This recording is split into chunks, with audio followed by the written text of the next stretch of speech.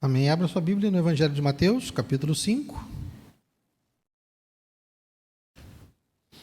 E hoje nós vamos falar da última bem-aventurança.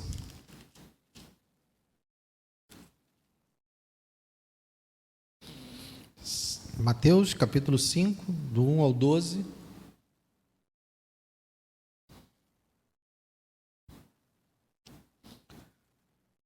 Diz assim: Ao ver as multidões, Jesus subiu ao monte. Ele se assentou e os seus discípulos se aproximaram dele. Então ele passou a ensiná-los. Jesus disse: Bem-aventurados os pobres em espírito, porque deles é o reino dos céus. Bem-aventurados os que choram, porque serão consolados. Bem-aventurados os mansos, porque herdarão a terra. Bem-aventurados os que têm fome e sede de justiça, porque serão saciados.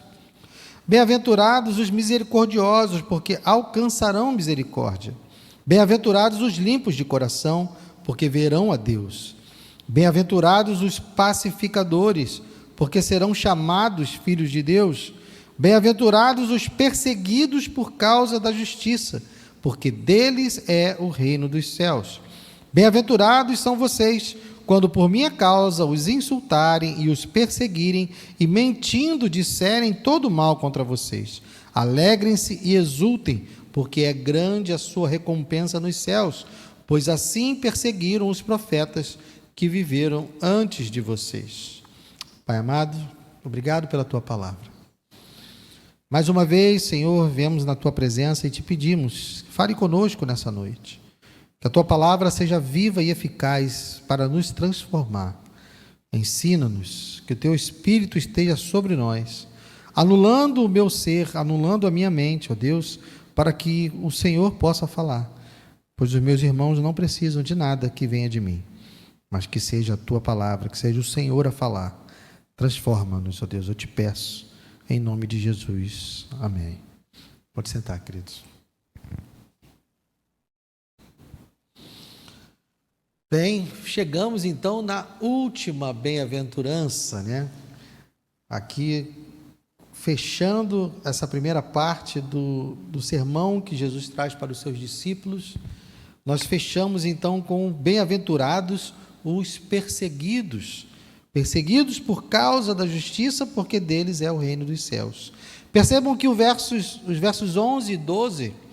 eles são meio que uma explicação ou uma aplicação dessa própria bem-aventurança. Por isso que a gente defende que as bem-aventuranças só vão mesmo até esses bem-aventurados os perseguidos. Porque o 11 e 12 ele diz: Bem-aventurados vocês são quando, por minha causa, os insultarem e os perseguirem, e mentindo disserem todo mal contra vocês. Ele está descrevendo a perseguição que esses bem-aventurados recebem. Alegrem-se e exultem. Por quê? Porque vocês são bem-aventurados. Porque é grande a sua recompensa nos céus, pois assim perseguiram os profetas que viveram antes de vocês. Então percebam que os versículos 11 e 12 estão falando da perseguição que a bem-aventurança descreve no verso 10. Então aqui realmente se concluem as bem-aventuranças. E como nós temos dito, todas elas são interligadas, todas elas são esperadas em todos os crentes. Então, são todas as bem-aventuranças presentes em todos os cristãos, em todos os discípulos de Cristo. Nós vimos que elas têm uma sequência lógica, e agora percebam que essa bem-aventurança da perseguição, né, bem-aventurados os perseguidos, ela fecha. De que forma? Ela fecha nos dizendo que é isso que vai acontecer se você for alguém que possui todas as bem-aventuranças. Se você for alguém que é pobre em espírito, alguém que chora pela sua condição pecaminosa, se você for manso, suportando todo tipo de ofensa, se você tem fome e sede de justiça, se você é misericordioso, se você é limpo de coração e se você é pacificador, então você será perseguido, sim. Essa é a bem-aventurança, a promessa que nós temos do que vai acontecer conosco se nós realmente, pelo poder do Espírito, pelo poder do novo nascimento que o Senhor dá para nós desenvolvermos na nossa vida todas essas bem-aventuranças. Parece algo meio assustador, né? Poxa, Guilherme, você está dizendo que eu devo buscar em Deus ter todas essas bem-aventuranças que parecem então ser tão complicadas e tão difíceis, e você me diz que no final de tudo isso, se eu buscar tudo isso, se eu desenvolver tudo isso na minha vida, o que eu vou receber no final é perseguição? Sim, é isso.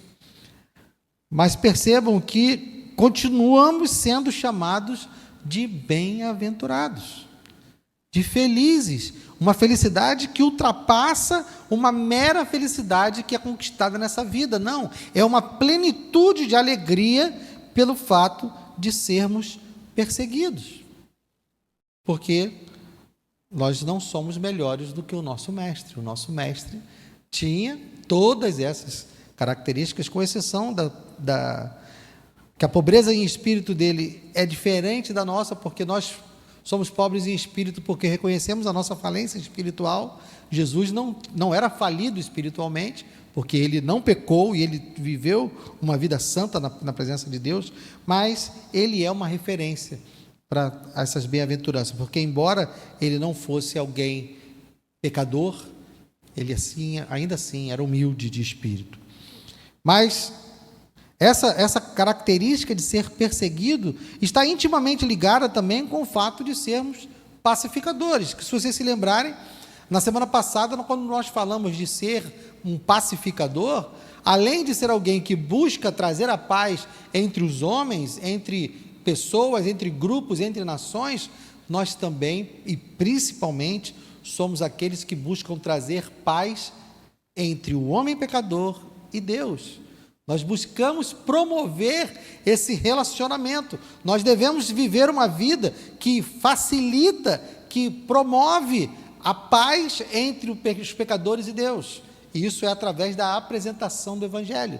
Nós falamos isso na semana passada. Nós não devemos ser pessoas iracundas, né? Pessoas raivosas. Nós não estamos em luta contra os pecadores, nós não estamos em guerra contra os pecadores, pelo contrário, nós devemos ser pacificadores e, por meio das nossas atitudes, nos aproximarmos dos pecadores para que eles possam ter paz com Deus através do Evangelho. E essa ideia de ser perseguido está justamente intimamente ligada à ideia de sermos pacificadores, porque quando a gente tenta promover a paz entre o pecador e Deus, nós estamos nos aproximando do inimigo.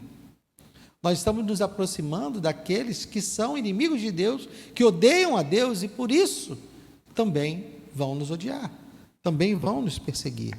Então, essa ideia de ser perseguido por causa da justiça é um desdobramento natural. Se nós formos realmente cristãos, se nós desenvolvermos realmente todas essas bem-aventuranças, nós seremos perseguidos. Mas existe um risco aqui, porque essa bem-aventurança, ela é uma das mais distorcidas ao longo da história, porque essa perseguição que está sendo falada aqui não é qualquer perseguição. É perseguição por causa do quê? Por causa da justiça. Então não é qualquer perseguição. O problema é que nós temos hoje várias e várias pessoas que se dizem cristãs, que se nomeiam cristãs, que vivem na igreja, que falam como crentes, que se vestem como crentes, que se apresentam como crentes, mas que qualquer revés na sua vida, qualquer dificuldade na sua vida, qualquer coisa, ela evoca o quê? Perseguição. Estamos sendo perseguidos, mas, na verdade, nós devemos ser perseguidos por causa da justiça. Então, antes de falar do que é ser perseguido por causa da justiça, vamos falar o que não é ser perseguido por causa da justiça. Primeira coisa, ser perseguido por causa da justiça não é ser perseguido por ter atitudes reprováveis. Eu sou alguém que age o tempo inteiro de maneira errada. Eu sou alguém, como falei na semana passada, eu sou alguém iracundo, eu sou alguém raivoso, eu sou alguém pesado, eu sou alguém que vive procurando o problema. Não é isso. que essa perseguição está falando. Ou não é ser perseguido porque eu sou alguém que planta dificuldade, porque eu sou uma pessoa difícil. Quem aqui conhece crentes que são difíceis? Pessoas que são difíceis, que qualquer coisa são problemas, qualquer coisa é dificuldade. E às vezes essas pessoas, por serem dessa forma, encontram problemas, encontram dificuldades, e a perseguição não é sobre isso. Uma outra coisa que essa perseguição não é por sermos insensatos e tolos na hora de nós testemunharmos. Por exemplo, você está no seu ambiente de trabalho e os seus colegas de trabalho não são cristãos e eles não compartilham da sua fé, e você está lá, mas qualquer situação que é falada, qualquer assunto que é dirigido, e você é o tempo inteiro, está amarrado, em nome de Jesus, sai para lá com esse negócio, e não sei o quê, e o tempo inteiro você em confronto, em embate. As pessoas do seu trabalho não vão querer estar próximas de você, porque elas não são crentes, e tudo que elas falam perto de você, você diz, misericórdia, está amarrado, isso é coisa do capeta, isso é coisa do diabo, e isso é uma tolice, mera tolice, é uma maneira insensata de testemunhar a sua fé, não está acrescentando absolutamente nada, e você não pode chamar isso de perseguição, se os seus colegas de trabalho não quiserem ficar perto de você, porque você está o tempo inteiro em acusação, em tolice, na hora de testemunhar a respeito da sua fé. Também não é ser alguém ofensivo por causa do seu temperamento, por causa da sua formação. Tem pessoas que, por causa da sua formação, são pessoas exigentes, são pessoas que são sistemáticas, né? E por ser sistemático, por ser dessa forma, você acaba ofendendo outras pessoas que não pensam como você, ou que não dão tanta importância para coisas que você dá importância. Isso faz parte do seu temperamento. E as pessoas não concordarem com esse seu temperamento, com a sua formação, não quer dizer que você está sendo perseguido. A grande verdade é que existem várias maneiras de nós incomodarmos as pessoas que não têm absolutamente nada a ver com o Evangelho, absolutamente nada a ver com a justiça. E aí, já num campo mais perigoso, num campo mais cinzento, né?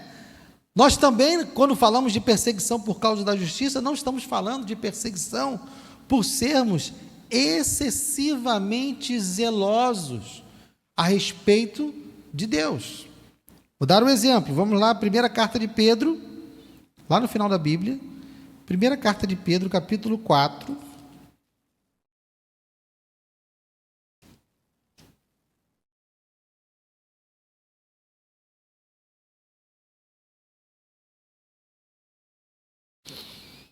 versos 14 e 15.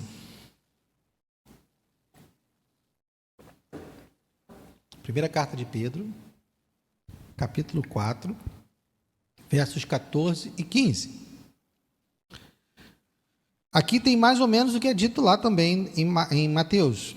Veja só, se são insultados por causa do nome de Cristo, vocês são bem-aventurados, porque o Espírito da glória, que é o Espírito de Deus, repousa sobre vocês. Mas agora o 15. Que nenhum de vocês sofra, e ele está falando aqui de ser insultado, de ser perseguido, né? Que nenhum de vocês sofra como assassino, ou ladrão, ou malfeitor, ou como quem se mete na vida dos outros. Percebem?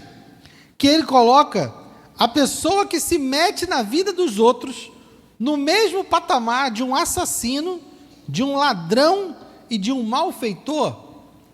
Nós também podemos ser perseguidos pelo fato de, por causa do nosso zelo pela palavra, por causa do nosso zelo pela santidade, nós estarmos nos metendo na vida dos outros. E nós não fomos chamados para isso.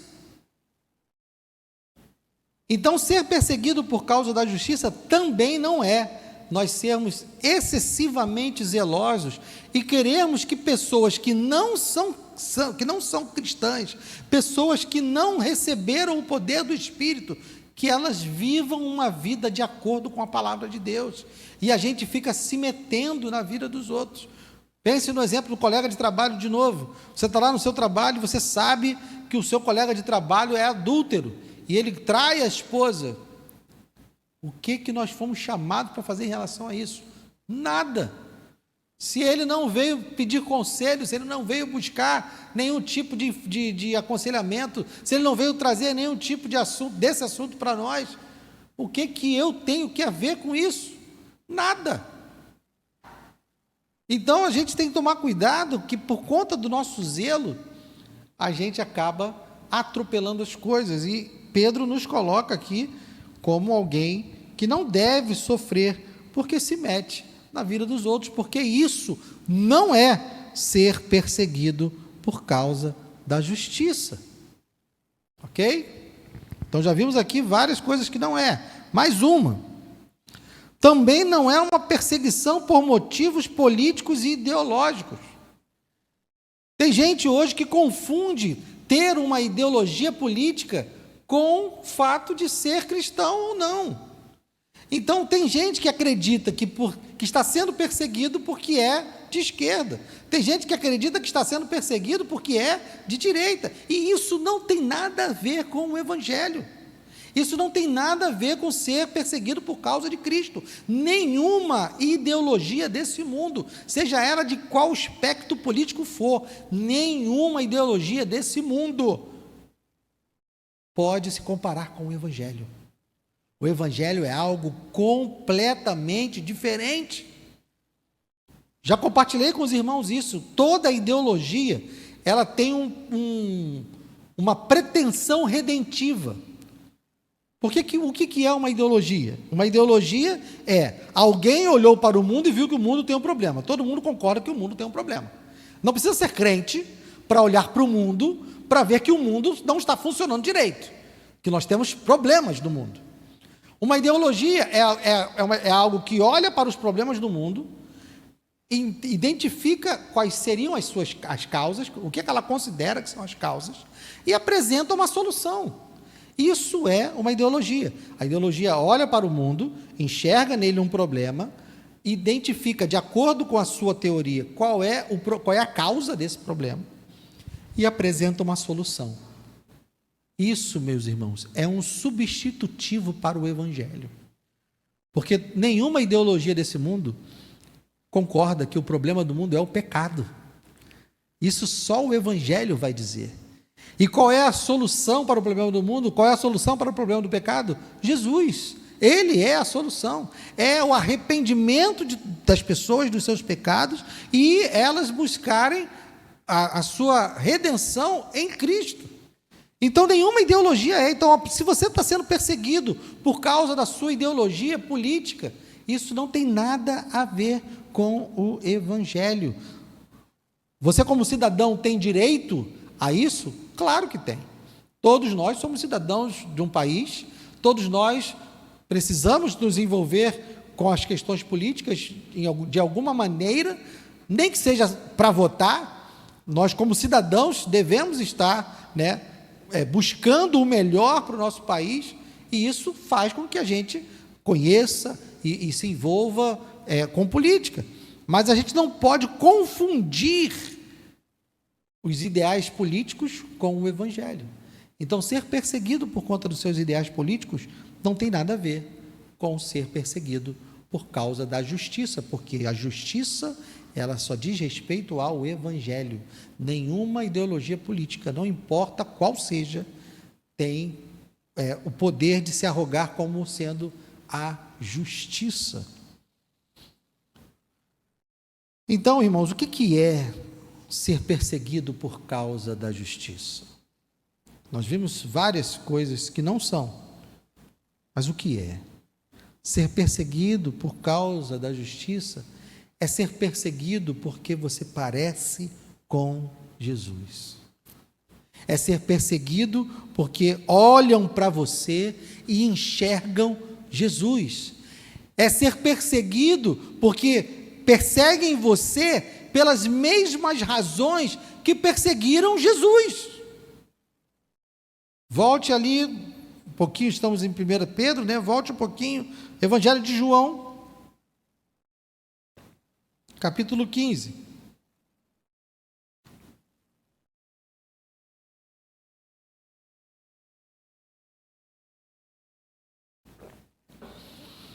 Evangelho de João, capítulo 15, versos 18 ao 20.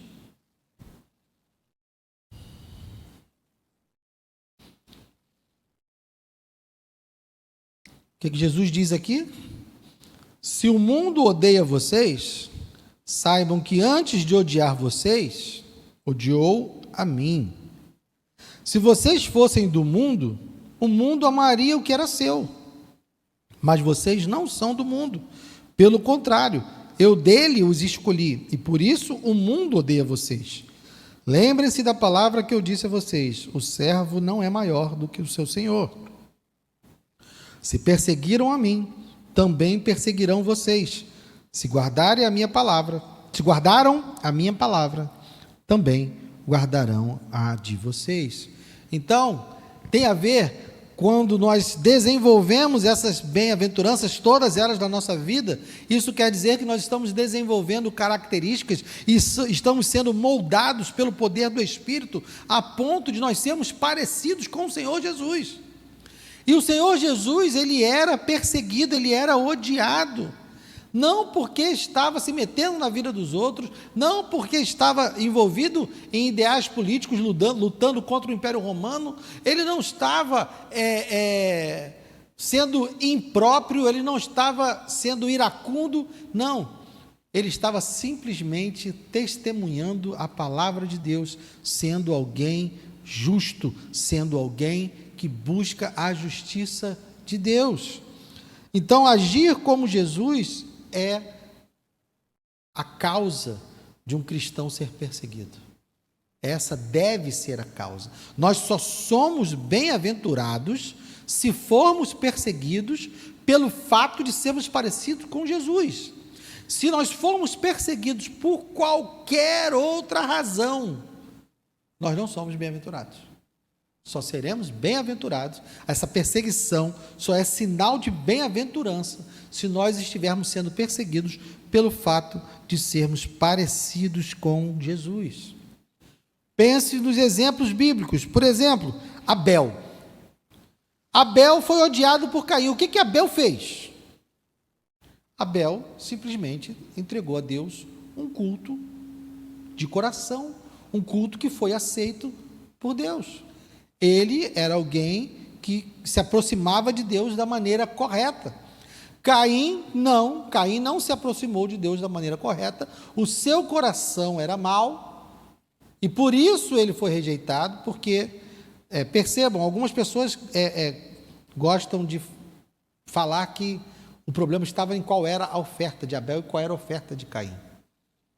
Mas o que a palavra diz é que Deus rejeitou a Caim e a sua oferta. Recebeu a Abel e a sua oferta. Então, a oferta de Caim não foi rejeitado por causa da sua oferta. A oferta de Caim é que foi rejeitada por causa de Caim. Compreendem a diferença? Não era aquilo que ele estava levando, mas como ele estava levando. O que havia no coração dele. Então, Abel simplesmente levou algo com o coração correto. Caim levou algo com o coração incorreto.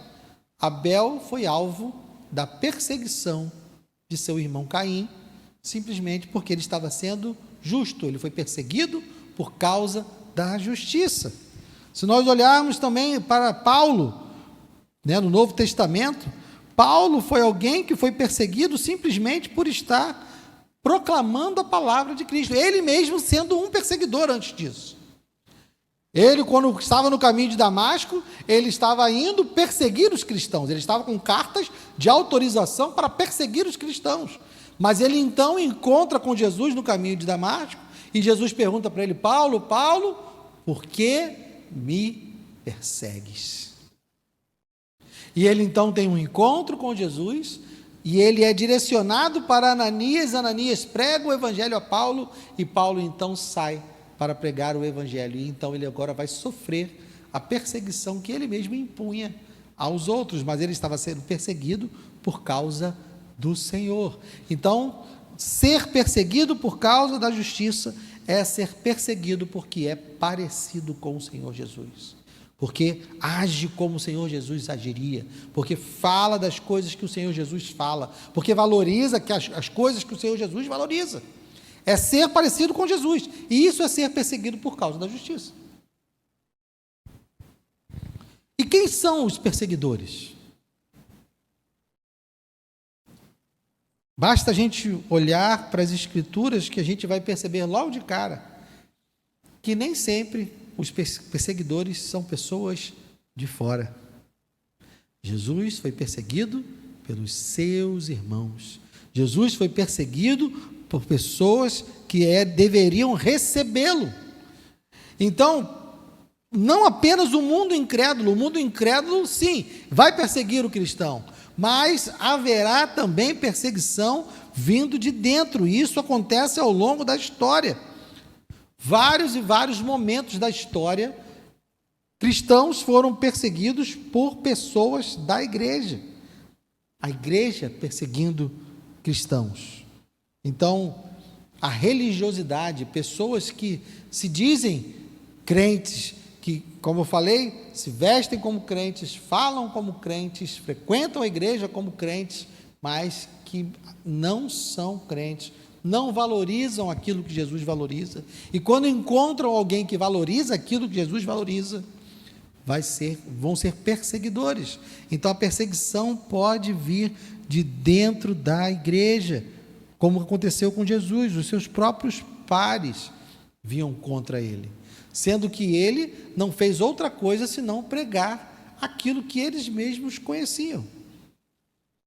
Era interessante, toda vez que você estiver lendo o Evangelho de Mateus, principalmente, você vai ver Jesus falando com os escribas e os fariseus, dizendo: não leste? E aí ele vai e cita um versículo: não leste? Gente, vocês não têm ideia da ofensa que isso era para um fariseu e um escriba. Como assim? Ele pergunta se eu li. Eu sou um escriba, eu sou um fariseu, eu conheço a palavra de cabo a rabo, de trás para frente. Como assim? Ele chega e diz: não leste? Então isso era ofensivo. O fato de Jesus simplesmente mostrar que eles estavam errados na sua leitura das Escrituras, que eles estavam errados na sua maneira de aplicar as Escrituras, isso já gerava um ódio descomunal. Eles queriam matar Jesus por conta disso. Então aí vem essa questão: por quê? Quem são os perseguidores? O mundo incrédulo, claro, mas também vindo de dentro. E por que são perseguidos? São perseguidos porque são diferentes. Jesus era diferente dos fariseus, diferente dos escribas. Embora ele estivesse usando o mesmo texto, estivesse apresentando o mesmo Deus que os fariseus e escribas deveriam estar apresentando, ele faz isso da maneira diferente. Então, o que Jesus fazia com eles, a justiça de Jesus trazia luz sobre a injustiça dos fariseus. O fato dele agir diferente, de apresentar a palavra de Deus diferente, de apresentar um modo de vida diferente, trazia luz sobre a falsa justiça dos fariseus.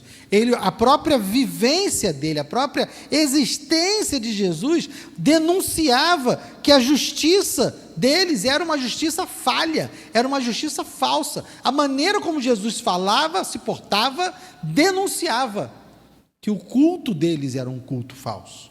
Da mesma forma que Abel denunciou, com suas atitudes, o culto de Caim, a maneira de Jesus denunciou também o culto dos fariseus e dos escribas.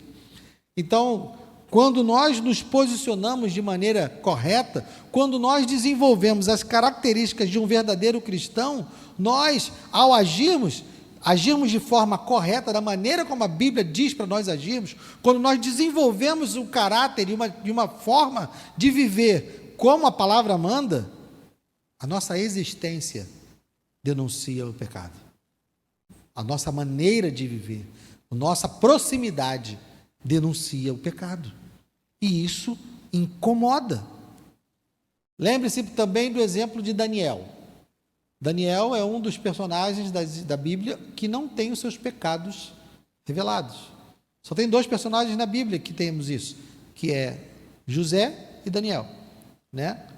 Todos os outros personagens, por mais importantes que eles sejam na história bíblica, eles tiveram seus pecados revelados, né? Nós conhecemos os pecados de Moisés, nós conhecemos os pecados de Abraão, de Isaac e de Jacó, nós conhecemos os pecados de Davi, né? Mas a Bíblia não relata os pecados de José e os pecados de Daniel.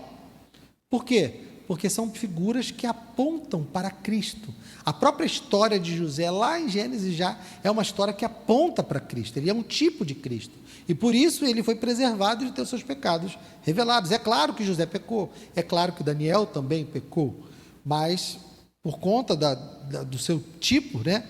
Então, Daniel, quando você vai ler o livro de Daniel, você vai ver que as pessoas estão sempre buscando ocasião para incriminar Daniel. Porque a maneira de Daniel viver e agir denunciava todos os outros. Esse cara está queimando o nosso filme. Esse cara está entregando os nossos podres, sem fazer nada, só vivendo de maneira correta. Eu tenho um amigo que ele era da Marinha, e fez um concurso, ele era sargento da Marinha, e fez um concurso para trabalhar no TRE. O TRE? Não, TRT, Tribunal Regional do Trabalho. E aí ele passou no concurso, saiu da Marinha, foi ganhar um salário melhor, ter um trabalho mais tranquilo. Só quando ele chegou lá no TRT, ele chegou para trabalhar no ritmo nosso do quartel, né? E tinha trabalho para fazer, ele está fazendo, tem trabalho para fazer, ele está fazendo. E passava o dia trabalhando, daqui a pouco chegou um outro colega de trabalho, mais antigo, falou para ele, cara, olha só, vai devagar e respira, devagar, você está vindo com muita sede, você está com muita disposição, devagar. Por quê? Porque todo mundo estava lá num ritmo de trabalho, tranquilão, todo mundo, né, levando, né, como dá para levar. Aí esse rapaz chegou lá e trabalhava o dia inteiro. Não, calma aí, não. Você não pode fazer isso. Você não pode trabalhar o dia inteiro. Porque se você trabalhar o dia inteiro, você vai estar demonstrando o quanto a gente não trabalha.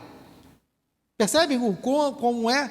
Então, quando a gente fala de ser perseguido por causa da justiça, é justamente isso, é você estar vivendo a vida cristã como deve ser vivida. E isso incomoda. E isso traz nas pessoas um sentimento de ódio. E elas querem perseguir você por isso, porque você está denunciando a maneira de eles viverem. E eu disse, até mesmo dentro da igreja. Porque se nós dentro da igreja começarmos a ser muito crentes, vai ter crente que vai achar que a gente está atrapalhando. Porque você está sendo muito crente, tem que ser menos um pouquinho. Você tem que ficar aqui na média, igual todo mundo, né? Porque se você for muito crente, vai todo mundo perceber que eu não sou tão crente assim. Essa é a razão. Então, Jesus, quando olhamos para Jesus, nós vemos em Jesus alguém para ser aplaudido, admirado, porque nós estamos dentro do propósito. Mas se nós vermos a maneira de Jesus viver em confronto com a maneira do mundo viver, nós vamos perceber então que há sim um grande contraste. Se nós vivermos como Jesus em todos os lugares onde nós estamos inseridos, haverá um contraste. Como eu disse, sem se meter na vida dos outros, sem ser um chato, sem ser alguém que está o tempo inteiro acusando, mas a nossa maneira de proceder vai incomodar os outros somente porque nós estamos sendo justos. Somente porque estamos sendo justos. E a pergunta que a gente precisa fazer para nós mesmos: eu estou vivendo assim?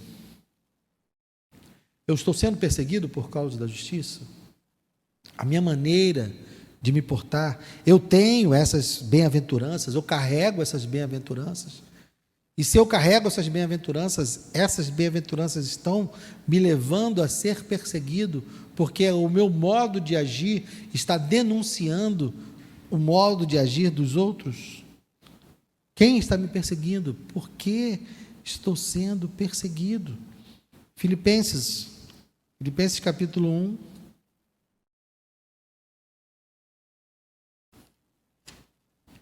Verso 29.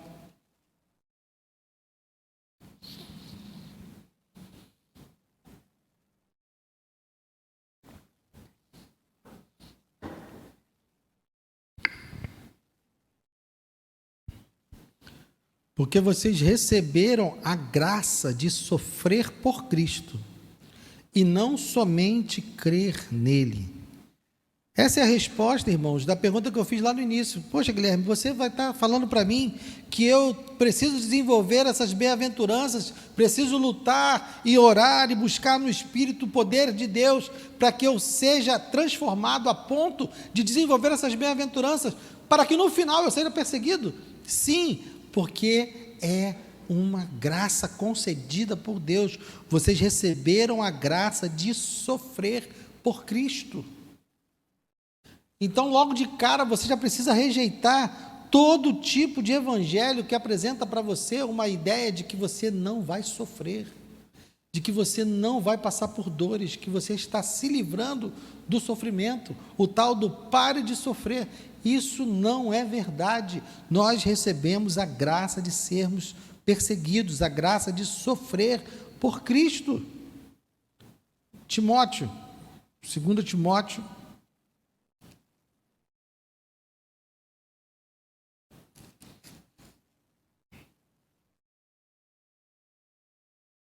capítulo 3,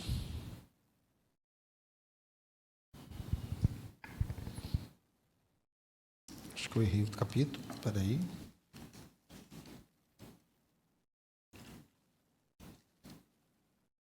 Segundo Timóteo, capítulo 3 mesmo, verso 12.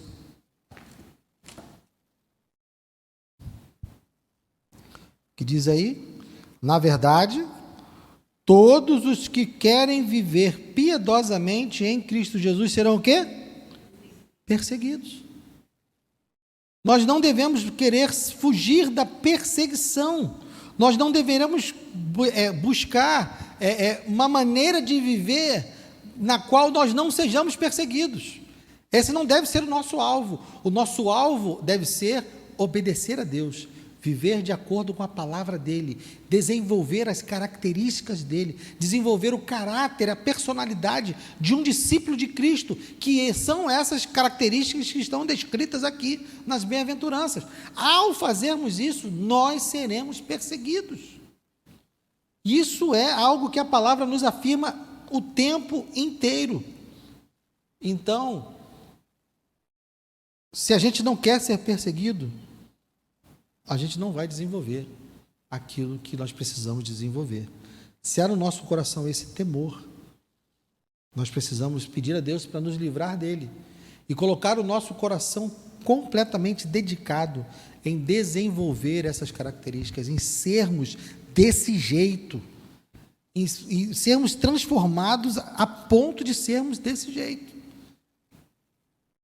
mesmo sabendo que o resultado é a perseguição. E qual é a promessa que tem nessa bem-aventurança? Bem-aventurados os perseguidos por causa da justiça, porque deles é o reino dos céus. Percebam que essa última bem-aventurança, ela tem a mesma promessa da primeira bem-aventurança. Isso é o que nós chamamos, quando estudamos aqui, né, as Escrituras, a gente chama de moldura.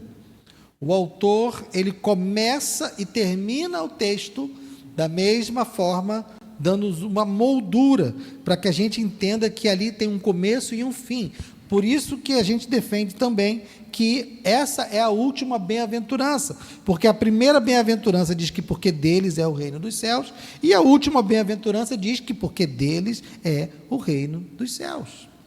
Então aqui é um reforço. Jesus está novamente, lembremos lá do início, Jesus está falando com seus discípulos que são judeus. Logo no começo da sua pregação, os seus discípulos são judeus, que tinham uma ideia de um Messias que viria para um reino terreno, para um reino que iria libertar Israel da opressão romana, iria desenvolver um exército e Israel seria de novo uma grande nação. Essa era a visão messiânica corrente na época. O que Jesus está dizendo, não, olha, o meu reino não é deste mundo, não se parece com os reinos desse mundo, e não segue a lógica dos reinos desse mundo. O reino que eu estou trazendo, e o reino do qual vocês são cidadãos, porque vocês são meus discípulos, é um reino dos céus. Vocês têm uma outra nacionalidade, vocês têm uma outra expectativa, então vocês estão recebendo uma nova cidadania, que é do reino dos céus. Esqueçam tudo que vocês entendem sobre governo, esqueçam tudo que vocês entendem sobre manifestação do poder terreno. O reino que eu vim inaugurar não é desse mundo, é o reino dos céus. E se você agir dessa forma, se você tem essas características desde a primeira até a última, você pertence a esse reino. Você desenvolveu as características desse reino. Você, então, vive de acordo com aquilo que nós vamos passar a ver na próxima semana. Nós vimos aqui o que é ser um cristão, o que é ser um discípulo, e a partir daí nós vamos ver como, então, agir. Primeiro estamos falando do ser, e a partir da próxima semana nós vamos falar do fazer. O que essas pessoas que são dessa forma fazem? De que maneira essas pessoas vivem? Então, para concluir hoje, primeira coisa, Jesus foi odiado. Clamaram pela sua crucificação, tentaram apedrejá-lo. Então, a gente tem que tomar cuidado com a admiração que a gente tem por Jesus, porque a gente pode estar admirando ele pelos motivos errados. Porque tem um monte de gente aí que não tem nada a ver com Jesus, que nada a ver com o Evangelho, nada a ver com Deus, e que fala bem de Jesus. Olha para Jesus e pensa, olha só, se todo mundo fosse que nem Jesus, olha só como ele é um exemplo de enfrentamento do Estado. Olha só como Jesus é alguém que está preocupado com os pobres. Olha só como Jesus é alguém. Então eles olham para Jesus e enxergam no Jesus apenas um bom samaritano, alguém que está fazendo boas ações por aí. Se Jesus fosse apenas um cara bonzinho, ele não teria sido crucificado. Ninguém crucifica alguém que está dando esmolas, ninguém crucifica alguém que está consolando pessoas que estão passando por dificuldade. Ninguém é contra alguém bonzinho.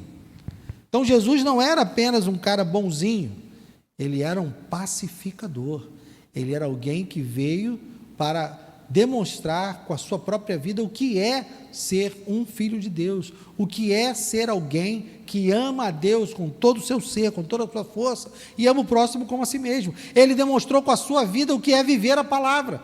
Então isso é muito mais do que ser um cara bonzinho. Então a gente tem que olhar para Jesus e entender que ele é alguém que viveu de acordo com os propósitos da palavra de Deus. E isso nem sempre, pelo contrário, isso normalmente não será algo bem visto pelo mundo. E isso, então, nos leva ao segundo ponto. Se Jesus era alguém odiado, nós também queremos ser parecidos com Jesus, então nós temos que tomar um cuidado. Qual o cuidado? Lucas capítulo 6.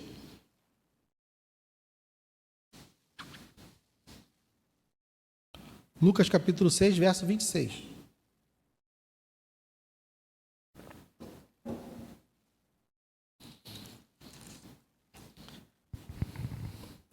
E aqui está depois das bem-aventuranças que estão no discurso lá de Jesus em Lucas. Lucas 6, 26. Ai de vocês, quando o quê? Quando todos os elogiarem. Porque os pais dessas pessoas fizeram o mesmo com quem? Com os falsos profetas. Se eu estou sendo um cara muito popular, se a minha maneira de viver está despertando paixões, e as pessoas estão admiradas com o meu jeito de viver e de falar, cuidado. Pode ser porque eu esteja simplesmente dizendo o que eles querem ouvir. Pode ser que eu esteja simplesmente vivendo do jeito que eles acham que eu devo viver, e não de acordo com a maneira como eu devo viver. Porque Jesus é o exemplo. Jesus viveu da maneira que eu devo viver, e o que ele encontrou no mundo foi ódio. Então, se eu estou arrasando corações por aí, tem algo errado. Eu posso estar vivendo como um falso profeta. E por último, o homem natural, aquele que está no mundo, aquele que não é regenerado, ele é inimigo de Deus. É por isso que ele vai te odiar também. Romanos capítulo 8, avança um pouquinho aí de Lucas. Romanos capítulo 8, verso 7.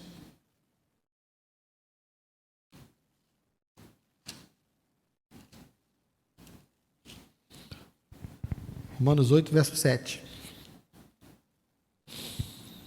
Porque a inclinação da carne é inimizade contra Deus, pois não está sujeita à lei de Deus, nem mesmo pode estar.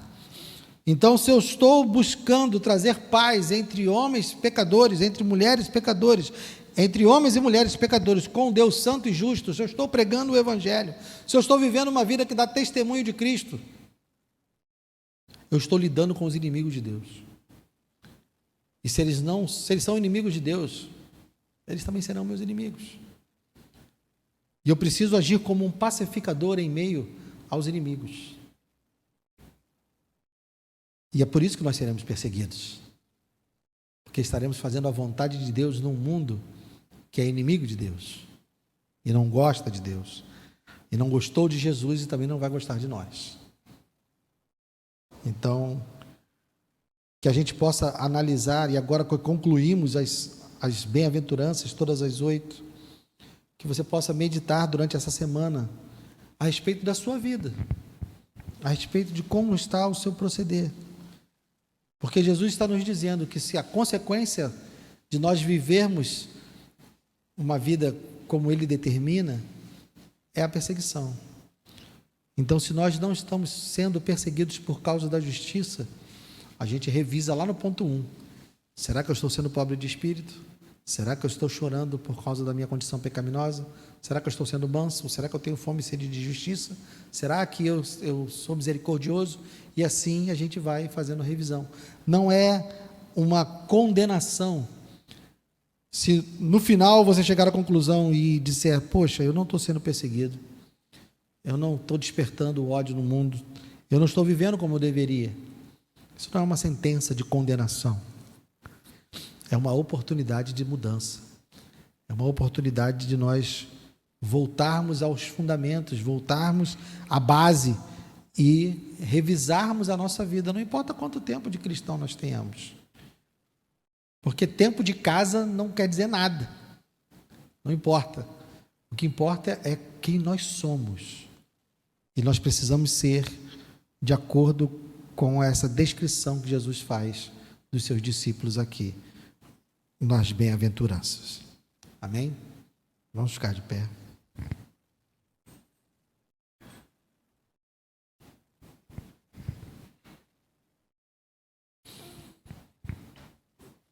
Pai amado, traz discernimento ao nosso coração, Senhor, sobre o nosso proceder nesse mundo. Porque nós ainda nem entramos na parte que o Senhor nos ensina como viver, como agir. Nós ainda estamos na parte que diz como nós devemos ser. E pode ser que nós já estejamos aqui, constatando que não somos como deveríamos ser. Então, Deus, Pai, tem misericórdia de nós. E ajuda-nos, porque nós queremos ser. Nós estamos aqui, Senhor, diante de Ti, buscando, por meio do poder do Teu Espírito, ser como nós deveríamos ser. Queremos, ó Deus, que o nosso coração seja um coração moldado por Ti, pela Tua palavra. Então, Senhor, socorre-nos nas nossas incapacidades. Nós reconhecemos a nossa falência espiritual. Nós reconhecemos, ó Deus, que nós, por nós mesmos, não temos esse poder de fazer essa transformação que é necessária, de desenvolver essas características que são sobrenaturais, não são características de um caráter nascido nessa terra, são características de um caráter vindo dos céus, porque é do reino dos céus. Então, Senhor, transforma-nos, muda-nos, não nos deixe conformados se nós estivermos vivendo e sendo diferentes do que a Tua palavra descreve.